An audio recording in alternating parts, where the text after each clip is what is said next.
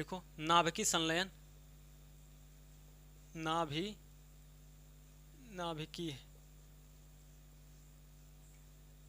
विखंडन,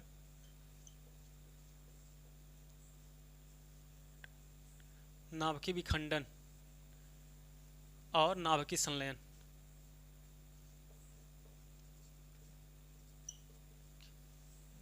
नाभिकीय संलयन, ठीक है, नाभिकीय संलयन और नाभिकीय विखंडन, ठीक है।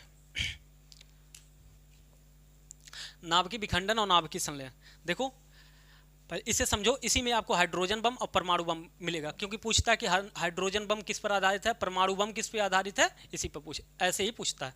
अब देखो ध्यान से सुनना, नाभिकीय विखंडन क्या है।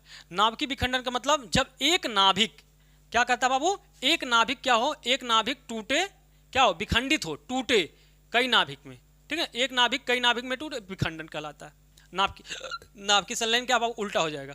जब कई सारे नाभिक मिलकर के, कई सारे हल्के तत्व मिलकर के एक भारी तत्व बनता है, भारी धातु बनता है, तो क्या होगा, संलयन होगा।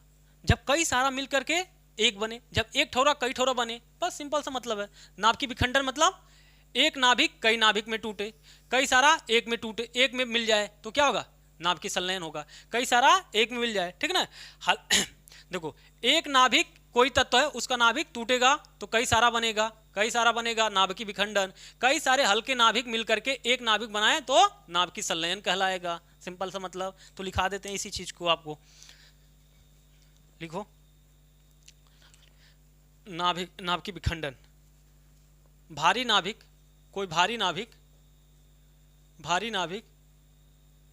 नाभिक टूटकर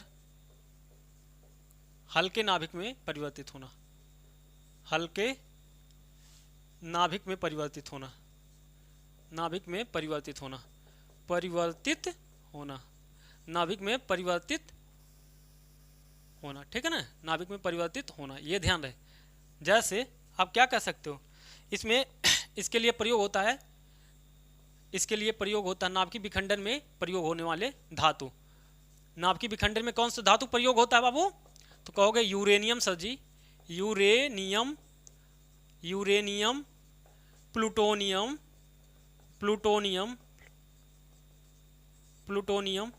और थोरियम भी कह सकते हो, थोरियम। बताओ कि भारत में थोरियम कहाँ पाया जाता है, आपको बताना कि भारत में थोरियम कहाँ पाया जाता है, ठीक है ना। भारत में थोरियम कहाँ पाया जाता है, तो नाभिकीय विखंडन में कौन कौन सी धातु प्रयोग की जाती है बाबू, यूरेनियम प्रयोग होता है, प्लूटोनियम प्रयोग होता है और थोरियम प्रयोग होता है। और भाई साहब ये कैसा, ये जो यहाँ पर जब टूटेगा एक नाभिक कई नाभिक में टूटेगा, तो यह बताओ रिएक्शन कैसा होगा, नियंत्रित रिएक्शन होगा कि अनियंत्रित। तो आपको ध्यान में रखना है कि नियंत्रित रिएक्शन होता है। लिखो इसमें नियंत्रित रूप से संपन्न होती है, नियंत्रित रूप से संपन्न होती है क्रिया, संपन्न होती है, ठीक है। अब देखो नियंत्रित रूप से मतलब क्या, जैसे मान लो एक यूरेनियम है, इस पर न्यूट्रॉन की बमबारी किया गया, तो ये क्या होता है, कई सारे नाभिक में टूट जाता है, कई सारे नाभिक में टूट जाता है। क्या किया जाता है, कई सारे नाभिक में टूट जाता है, और प्लस में क्या कर दिया जाता है, एनर्जी देता है। क्या देता है बाबू, ऊर्जा देता है। तो इस प्रकार इसकी क्रियाविधि होती है। क्या किया जाता है बाबू, नाभिकीय विखंडन में क्या होता है, एक भारी नाभिक के ऊपर न्यूट्रॉन की बमबारी किया जाता है, बमबारी करने के बाद बहुत सारे नाभिक हल्के हल्के नाभिक में टूट जाता है, और इन नाभिक के टूटने के साथ ही क्रिया में क्या मिलता है बाबू, एनर्जी मिलता है। क्या मिलता है बाबू, प्रकाश ऊर्जा मिलती है। क्या मिलती है बाबू, ऊर्जा, जिससे हम क्या बना सकते हैं, बिजली बना सकते हैं, ठीक है ना भाई साहब। आगे इसी से परमाणु बम भी बन सकता है। तो हम लोग क्या करते हैं, अगर शांति के लिए इस्तेमाल करोगे इसकी ऊर्जा को तो बिजली बना लोगे भाई साहब, उसके अपनी अर्थव्यवस्था को चलाओगे, और भाई साहब विनाश करना चाहोगे दुनिया का तो भाई साहब परमाणु बम बना लोगे इसी का, ठीक है ना। तो इसी सिद्धांत पर आधारित है। अब देखो ध्यान में, तो भारी नाभिक हल्के नाभिक में टूटा, तो क्या किया जाता है, इसके अधिकतर जो नाभिक टूटे हैं इनको क्या कर दिया जाता है, इन्हें न्यूट्रल कर दिया जाता है। क्या कर दिया जाता है बाबू, न्यूट्रल कर दिया जाता है। कैसे, बोरान के क्षणों के और कैडमियम के क्षण लगा करके इन्हें न्यूट्रल कर दिया जाता है। और बचा एक, फिर ये कई सारे में टूटेगा तो इस प्रकार फिर एनर्जी देगा, तो इस प्रकार की क्रिया संपन्न होती है। तो इस क्रिया विधि को कहते हैं नियंत्रित क्रिया विधि। क्या कहते हैं बाबू, नियंत्रित क्रिया विधि। तो ये ध्यान रखें। तो ये जो टूटता है, न्यूट्रॉन की बमबारी हुई, कई नाभिक टूटा, कई नाभिकों में, हल्के हल्के नाभिकों में टूटा, और प्लस में क्या मिलती है, ऊर्जा मिलती है। इस प्रकार क्या होता है, नाभिकीय विखंडन की क्रिया संपन्न होती है। अभी आएगा इसमें कि ये बताओ परमाणु ऊर्जा किस पर काम करता है, हाइड्रोजन बम और परमाणु बम किस पर काम करता है। तो इन्हीं में से आपको आ जाएगा। नियंत्रित रूप से संपन्न होता है, नियंत्रित रूप से संपन्न होता है, जिसके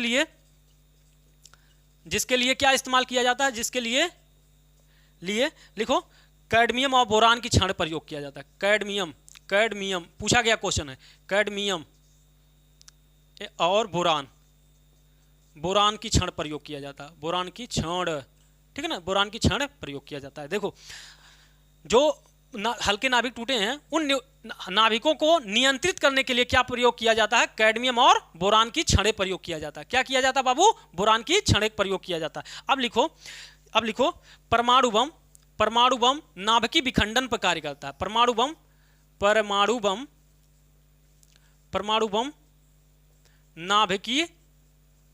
नाभिकीय विखंडन पर कार्य करता है। विखंडन पर कार्य करता है, नाभिकीय विखंडन सिद्धांत पर कार्य करता है। लिख लो, परमाणु बम कैसे काम करता है, नाभिकीय विखंडन पर सिद्धांत पर कार्य करता है। ठीक है ना, तो ये आपको ध्यान में रखना है। क्या, नाभिकीय विखंडन के बारे में। क्या बाबू, भारी नाभिक टूट करके हल्के नाभिक में परिवर्तित हो जाता है, और इसमें प्रयोग क्या होता है, यूरेनियम और थोरियम और प्लूटोनियम जैसे धातु का इस्तेमाल किया जाता है। और क्या किया जाता है, नियंत्रित रूप से संपन्न किया जाता है, और प्लस में क्या मिलती है बाबू, हमको ऊर्जा मिलती है। तो क्वेश्चन पूछेगा, परमाणु बम बताओ किस सिद्धांत पर कार्य करता है। तो परमाणु बम नाभिकीय विखंडन पर कार्य करता है। किस पर बाबू, नाभिकीय विखंडन पर कार्य करता है। अगला आ जाते हैं नाभिकीय संलयन। नाभिकीय संलयन बाबू क्या होता है, हल्के नाभिक मिलकर के भारी नाभिक बनाते हैं। हल्के, इसमें क्या होता है, हमने बताया ना, छोटे छोटे नाभिक मिलकर के बड़ा नाभिक बनाते हैं, और इस दौरान क्या मिलता है बाबू, क्रिया होती है, और इस क्रिया के दौरान हमें क्या मिलता है, ऊर्जा मिलती है। ठीक है ना, हल्के नाभिक मिलकर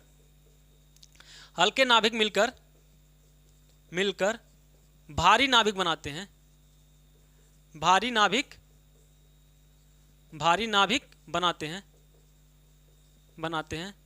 मिलकर बनाते हैं। नाभिकीय संलयन में क्या होता है, जैसे हाइड्रोजन मिलकर के, हाइड्रोजन किस में परिवर्तित होता है, हीलियम में। किस में बाबू, हीलियम में परिवर्तित होता है। किस में, हाइड्रोजन किस में परिवर्तित होगा, हाइड्रोजन आपको पता है कि हल्का नाभिक होता है, उससे बड़ा भारी नाभिक कौन होता है, हीलियम। तो हाइड्रोजन किस में परिवर्तित होता है, हीलियम में। इसमें प्रयोग क्या होता है, लिखो, इसमें ड्यूटेरियम, इसमें प्रयोग क्या होता है बाबू, इसमें ड्यूटेरियम और ट्रिटियम प्रयोग होता है।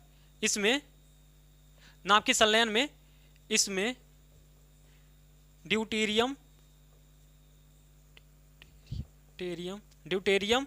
और ट्रिटियम हाइड्रोजन के समस्थानिक हैं। ठीक है ना, इसमें क्या प्रयोग होता है, नाभिकीय संलयन में क्या प्रयोग किया जाता है, ड्यूटेरियम और ट्रिटियम। क्या बाबू, ये क्या है, ड्यूटेरियम और ट्रिटियम क्या है, हाइड्रोजन के समस्थानिक हैं। ठीक है ना, हाइड्रोजन के क्या हैं, समस्थानिक है। इनका इस्तेमाल किस में किया जाता है, नाभिकीय संलयन में। अब लिखो, उसके अलावा जैसे देखो, सूर्य में ऊर्जा का स्रोत क्या है, सूर्य एवं तारों में ऊर्जा का स्रोत क्या है, ऊर्जा का स्रोत नाभिकीय संलयन है। सूर्य एवं तारों में ऊर्जा का स्रोत संलयन है, नाभिकीय संलयन है। क्वेश्चन पूछा गया है, नाभिकीय संलयन है, संलयन। तो जो हम लोग सूर्य से जो हमें रोशनी मिलती है, तारों जो टिमटिमाते हैं, तो जो इससे वो प्रकाश निकलता है, वो प्रकाश कैसे निकलता है, वो ऊर्जा कैसे निकलती है, तो उसमें कौन सी क्रिया होती है बाबू, नाभिकीय संलयन होता है। क्या होता है, नाभिकीय संलयन होता है। क्या होता है बाबू, नाभिकीय संलयन होता है। अब आपसे अगर पूछें बाबू कि बताओ कि नाभिकीय संलयन के साथ ही हाइड्रोजन बम किस पर आधारित है, तो हाइड्रोजन बम भी नाभिकीय संलयन पर आधारित है। लिखो, हाइड्रोजन बम भी, क्वेश्चन सब पूछा गया, हाइड्रोजन बम नाभिकीय संलयन पर आधारित होता है। नाभिकीय संलयन सिद्धांत पर आधारित होता है, सिद्धांत पर आधारित है। आधारित है। नाभिक की संलयन किस पर आधारित है? हाइड्रोजन बम किस पर आधारित है बाबू? नाभिक की संलयन पर। ये लिखो अनियंत्रित, ये अनियंत्रित दर पर होता है, लिख लो अनियंत्रित। जिस प्रकार ये नियंत्रित हो रहा था, इसके क्रियाविधि, इसकी संरचना कैसी हो रही थी? नियंत्रित रूप से हो रही थी। इसका कार्य नाभिकीय संलयन में अनियंत्रित होता। भाई साहब नियंत्रण नहीं है भाई साहब, इसीलिए तो ऊर्जा का महान स्रोत होता है भाई, ठीक है ना, महान स्रोत। सूर्य देख रहे हो ना, बहुत ऊर्जा है, इसमें कोई नियंत्रण नहीं भाई साहब, खूब ऊर्जा दे रही है, ठीक है ना। तो ये लिख लो अनियंत्रित रूप से संपन्न होती है, अनियंत्रित रूप से संपन्न होती है, रूप से संपन्न होती है, संपन्न होती है, ठीक है ना, अनियंत्रित रूप से संपन्न होती है। तो यहां तक आप लोगों ने देखा। अब हम लोग आ जाते हैं, का बाबू, अब आ जाते हैं हम लोग थोड़ा सा, एक चीज है, इसके बाद हम लोग देख लेंगे चंद्रयान, उसके बाद मंगलयान, उसके बाद परमाणु ऊर्जा, उसके बाद एक बचा है बाबू रुपए वाले देश, और एक और बचा है हरित क्रांति और श्वेत क्रांति के जनक उनक, ये सब बताना है, ज़्यादा नहीं। परमाणु ऊर्जा संयंत्र के बारे में अब हम लोग देख लेंगे, इसी से संबंधित है, बस ज़्यादा नहीं, 10 मिनट का और है आप लोगों का वीडियो तो हो जाएगा ख़त्म। इतना हो गया है तो फिर काहे का छोड़ा जाए, सब खत्म कर दिया जाए, ठीक है। अब लिखो भारत के प्रमुख परमाणु संयंत्र, भारत के प्रमुख परमाणु संयंत्र, परमाणु संयंत्र, संयंत्र, ठीक है ना, भारत के प्रमुख परमाणु संयंत्र। आप लोगों को पता है एक आध? बोलो, अगर पता है तो बोलो आप लोग। लिखो तारापुर परमाणु संयंत्र, पहला लिखो तारापुर परमाणु संयंत्र, तारापुर परमाणु संयंत्र, परमाणु संयंत्र, तारापुर परमाणु संयंत्र, ठीक ना। दूसरा लिखो काकरापार, काकरापार परमाणु संयंत्र, परमाणु संयंत्र। तीसरा लिखो रावत भाटा, रावत भाटा परमाणु संयंत्र, परमाणु संयंत्र, रावत भाटा परमाणु संयंत्र। चौथा लिखो नरौरा परमाणु संयंत्र, नरौरा परमाणु संयंत्र, ठीक है ना, परमाणु संयंत्र, नरौरा परमाणु संयंत्र। पांचवा लिखो बाबू, उसके बाद गोरखपुर परमाणु संयंत्र, गोरखपुर परमाणु संयंत्र, परमाणु संयंत्र, परमाणु संयंत्र। छठा लिखो गोरखपुर परमाणु संयंत्र के बाद लिखो कैगा परमाणु संयंत्र, कैगा परमाणु संयंत्र, परमाणु संयंत्र। अगला लिखो बाबू कुडनकुलम, सातवां लिखो कुडनकुलम परमाणु संयंत्र, परमाणु ऊर्जा संयंत्र, ठीक है ना, परमाणु संयंत्र ऐसे लिखो, परमाणु, परमाणु, परमाणु संयंत्र, ठीक है ना। देखो अब देखो ध्यान से, अब आप लोगों को पता है कि जो भारत के प्रमुख परमाणु संयंत्र हैं, उनमें से जो महत्वपूर्ण परमाणु संयंत्र हैं ये हैं, और हमेशा क्वेश्चन यहाँ से पूछा जाता है, कभी कोई ऐसा एग्जाम नहीं हो जहाँ से ये ना पूछे। तो हम लोग आओ 1 मिनट में इन सबों को देख लेते हैं। तारापुर कहाँ बाबू? महाराष्ट्र में। तारापुर परमाणु ऊर्जा कहाँ है? महाराष्ट्र में, ठीक है ना, महाराष्ट्र में स्थित है। काकरापार कहाँ पर बाबू? काकरापार गुजरात में। कहाँ पर? गुजरात में। और उसके अलावा रावत भाटा कहाँ पर है? तो ये राजस्थान में। कहाँ पर है? राजस्थान में स्थित है। कहाँ पर? राजस्थान में। नरौरा आपको पता है कि उत्तर प्रदेश में है। कहाँ पर बाबू? उत्तर प्रदेश में ही स्थित है। गोरखपुर कहाँ पर है? तो हरियाणा में, ठीक है ना, हरियाणा में स्थित है। कहाँ पर? गोरखपुर परमाणु ऊर्जा संयंत्र कहाँ है? हरियाणा में। कैगा परमाणु ऊर्जा संयंत्र कहाँ पर है? कर्नाटक में। कहाँ पर? कर्नाटक में, ठीक है ना, कर्नाटक में। अगला हम कहें कुडनकुलम परमाणु ऊर्जा संयंत्र कहाँ बाबू? तमिलनाडु में। कहाँ पर? तमिलनाडु में। कहाँ पर? तमिलनाडु में। देखो कैसे याद करना, रावत भाटा, र से रावत भाटा, र से राजस्थान, क से कैगा, क से कर्नाटक, क से कैगा बाबू, क से कर्नाटक याद कर लेना, ठीक है ना। ये दो तो याद ही हो जाएगा। उसके अलावा गोरखपुर ध्यान रखना कि उत्तर प्रदेश वाला गोरखपुर नहीं है, हरियाणा का उत्तर प्रदेश है, ध्यान रहे, ठीक है ना। गोरखपुर परमाणु ऊर्जा संयंत्र कहाँ है? हरियाणा में। तो ये आपको ध्यान में रखना है, ये सातों, ठीक है ना। इन सातों को याद करके जाओगे तो आपको निराशा नहीं मिलेगी, शायद परमाणु संयंत्रों से आपका क्वेश्चन बन जाएगा, ठीक है ना।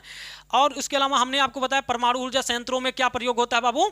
हमने बताया यूरेनियम और क्या प्रयोग होता है? यूरेनियम और क्या प्रयोग होता है? यूरेनियम और प्लूटोनियम प्रयोग होता है। क्या होता है बाबू? प्लूटोनियम ठीक है ना, थोरियम भी, ठीक है ना, प्लूटोनियम, थोरियम, ये सारे चीज क्या होते हैं, परमाणु ऊर्जा में प्रयोग होते हैं, तो आपको ध्यान में रखते हुए चलना। अब हम लोग आ जाते हैं क्या, भारत के चंद्र मिशन, ठीक है ना, भारत के चंद्र मिशन आ जाते हैं। कुल कितने चंद्र मिशन है बाबू, पूछा गया, अगर आपसे पूछ लिया जाए तो क्या बताओगे?